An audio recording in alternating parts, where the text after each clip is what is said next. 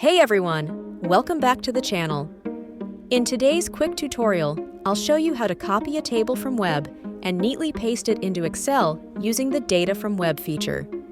This method keeps your data clean, structured, and even automatically updates when needed. Let's jump right in. First, go to Wikipedia and find the page that has the table you want.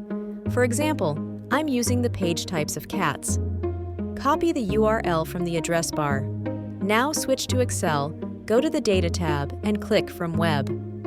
In the pop-up box, paste the Wikipedia URL you just copied and click OK. Excel will now load all the tables from that page.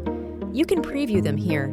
Choose the one that matches your needs, usually labeled as Table 0, Table 1. Once you've selected the right table, click Load.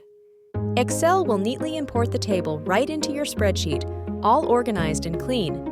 You can change colors of the table and also filter the data easily. And that's it! A super quick and tidy way to pull Wikipedia tables into Excel. If you found this helpful, don't forget to like the video, subscribe to the channel, and hit that bell icon for more tutorials. See you in the next one!